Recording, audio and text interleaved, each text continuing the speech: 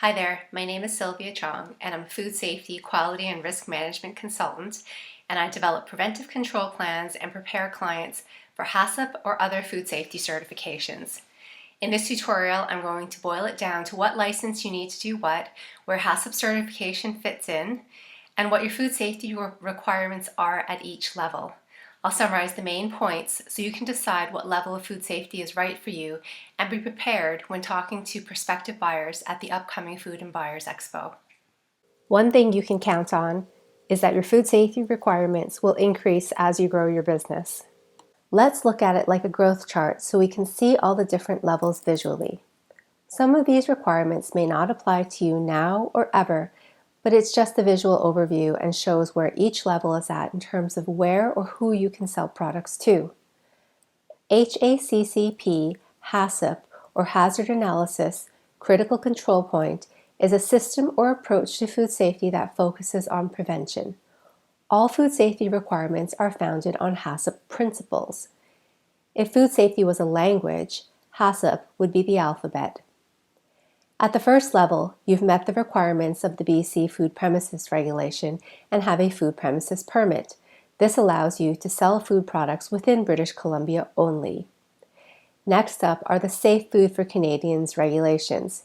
At this level, you have a Preventive Control Plan and an SFCR license, and you can sell food products anywhere in Canada. You can also export, but you must meet the requirements of the country you are exporting to.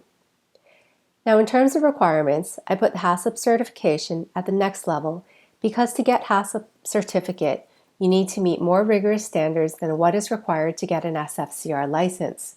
This does not mean you absolutely need an SFCR license to get a HACCP certified, but a HACCP auditor will check to make sure you're meeting all food safety regulations that apply to your business. Some buyers will require you to have HACCP certification. It provides them and consumers with greater assurance that you are managing food safety hazards. The U.S. Food Safety Modernization Act requirements are even more rigorous than HACCP.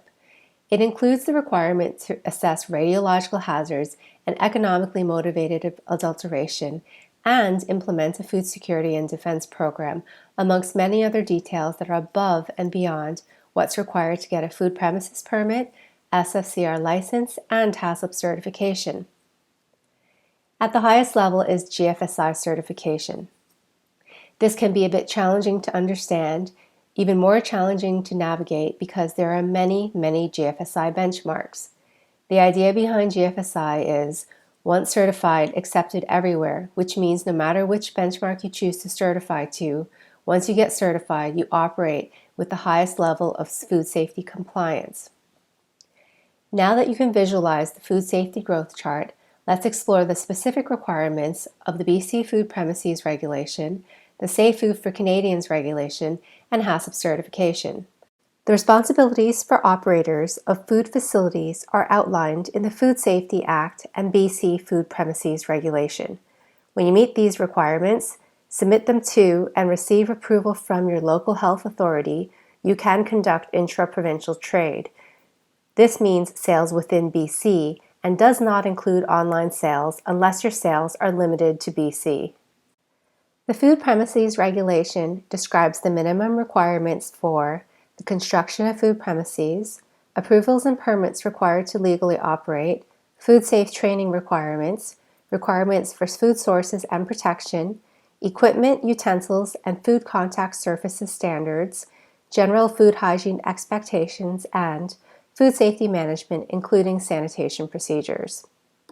So in terms of written and ongoing monitoring requirements, you'll have a food safety plan, a sanitation plan, and a food safe certificate. If you're just starting out and don't have a food premises permit yet, use the templates provided by the province of BC shown here. Beyond intra-provincial trade is inter-provincial trade. This is the trade of food from one province or territory to another.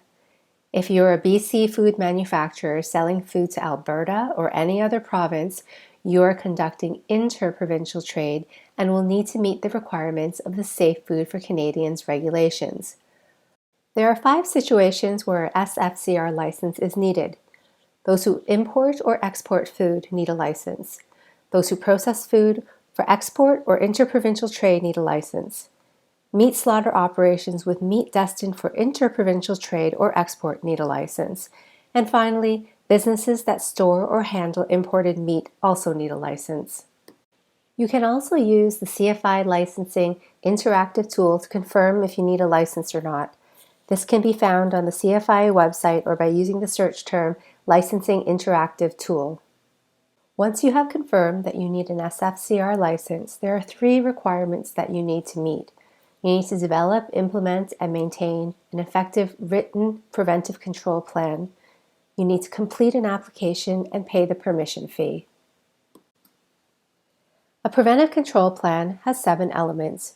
In the first element, you have process and product controls. Your process controls include your product formulations, processing procedures, process control steps, critical control points, their monitoring procedures, and records of monitoring. Product controls are written documents that describe the specifications for packaging, your finished products, correct and compliant labeling, and products must be fully traceable. Compliant labels will have correct allergen labeling, nutrition labeling, and substantiated claims. If you import, you need import controls, including proof that imported commodities meet Canadian food safety and regulatory requirements. And if you export, you need to ensure that your exported commodities meet the requirements of the country to which you are exporting and that export requirements are met. Sanitation and pest control requirements are described in Element 2. You need sanitation procedures and records of sanitation, and you need to verify sanitation controls like chemical concentrations, and you need to verify that sanitation is effective either by visual, documented inspection, or sampling. Biosecurity means ensuring that you're preventing contamination throughout the process and in sanitation procedures. If you are manufacturing a food product that is capable of supporting the growth of listeria, then you also need a listeria control program. If your product is refrigerated and not acidified, it's in this risk category. You will need a pest control program that describes prevention and monitoring with records. You will need a list of chemicals with their specification sheets and safety data sheets, and to ensure that they are stored, controlled, handled, and used appropriately. The purpose of Element 3 is to ensure that employees and visitors are not a source of contamination. Therefore, to meet this requirement, you would implement both a visitor policy and a food safety and hygiene policy, describing how hygiene requirements are met, and provide employee hygiene training. Your training program isn't just food safe training. It should include other technical job-specific training, monitoring, and of course, records of training. Element 4 describes requirements for equipment to be designed, maintained, and used in a way that facilitates the safe production of food. All controlling and measuring devices, otherwise known as critical monitoring equipment, used to meet regulatory requirements have to be calibrated. What's expected of you is to have maintenance procedures, calibration procedures, schedules, and records. Element 5 describes facility and property requirements, building specifications, specifications for water, ice, and steam, and waste handling requirements. To ensure that facility standards are met, scheduled and recorded monitoring is necessary. Water quality must be verified, and waste must be stored and removed so it does not become a source of contamination. Element 6 describes requirements for receiving, storage, and transportation of goods. This will include procedures for shipping and receiving, qualification and verification of suppliers, especially where inputs received have an associated hazard, and monitoring of storage areas. And as usual, all monitoring must be recorded. Now, if you're transporting live animals, then procedures for animal transportation and handling must be in place, and monitoring must also be recorded. So are you noticing a theme with record keeping and documentation yet? In all elements, including the next and last element, documentation is required. Element 7 describes requirements for traceability. Traceability can be summarized as one step back and one step forward. So if an ingredient was recalled, you need to be able to trace it through to the finished stage and identify how much was shipped and where it was shipped to. On the flip side, you also need to be able to trace a finished product back and account for the entire lot and source materials. This is why it is necessary to use a lot code and keep lot or batch records. A traceability program and a recall plan is required. Associated with a recall plan is a complaint procedure and records. You must have and follow a written complaint procedure and keep a record of all complaints. Do you remember how I said our requirements increase with each food safety level? So just to compare, written requirements for a food premises permit are a sanitation plan and a food safety plan.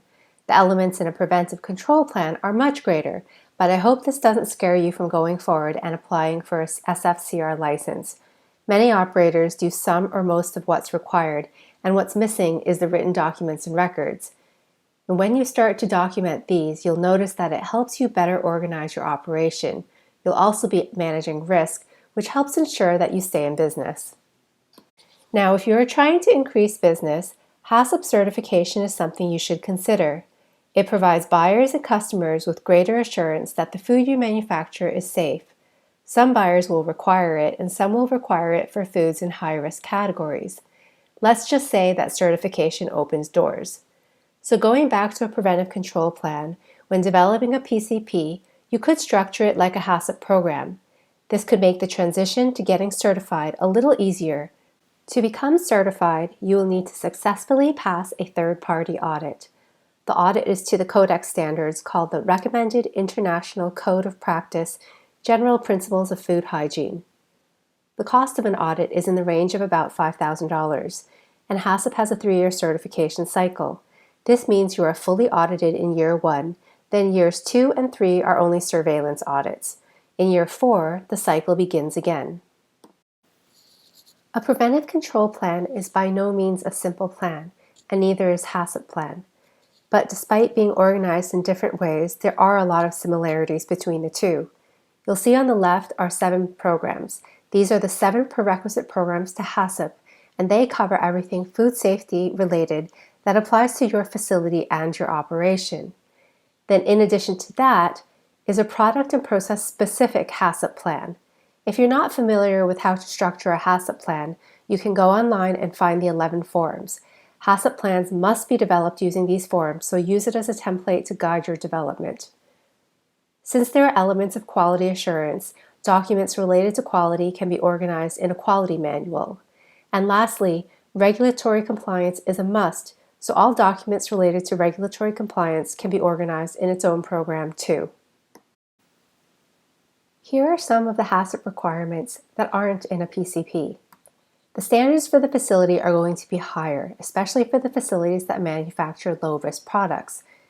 And this is because for high-risk products and activities like meat processing, the CFIA is stringent with what is and isn't allowed already.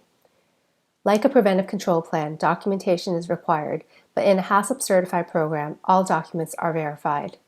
A HACCP team leader must be appointed, and they must be appropriately trained in HACCP. Monthly HACCP meetings are mandatory, as is validation of the critical control points. The flow diagram in the HACCP plan will also need to be in greater detail and verified. Change control must be in place, physical hazards must be monitored and/or controlled, and retention samples kept. Annual mock recalls and annual internal audits of the HACCP program must also be conducted. Policies must be in place for handling waste, rework, and work in process. Allergens must be managed according to an allergen control plans, and labels must be controlled. Now, this is just a quick rundown of some of the key differences that make HACCP certified programs more detailed than a preventive control plan. So if you're putting $5,000 on the line to get audited, you'll want to prepare yourself by ensuring your program meets the Codex standards and your facility is up to par. You'll want to make sure the business opportunity that you can capture when you get certified is well worth it, so you get a good return on your investment, because not only is there a cost associated with the audit, but also time and money spent on program development and ongoing maintenance of your program. The rewards can be well worth it though. Everyone needs to eat, and that will never change. This means that the food industry will always be bustling, and provided that your product is in demand and safe, many opportunities are ahead. Thank you for watching my food safety requirements for BC food processors tutorial. I hope you found it helpful and to be a concise summary of the food safety requirements for a food premises permit, SFCR license, and HACCP certification. It is by no means exhaustive, So if you need help developing a preventive control plan or preparing for HACCP certification, you can contact me at the email address and phone number on the first and last slide of this video. Thanks again for watching, and I hope to see you at the Food and Buyers Expo in October.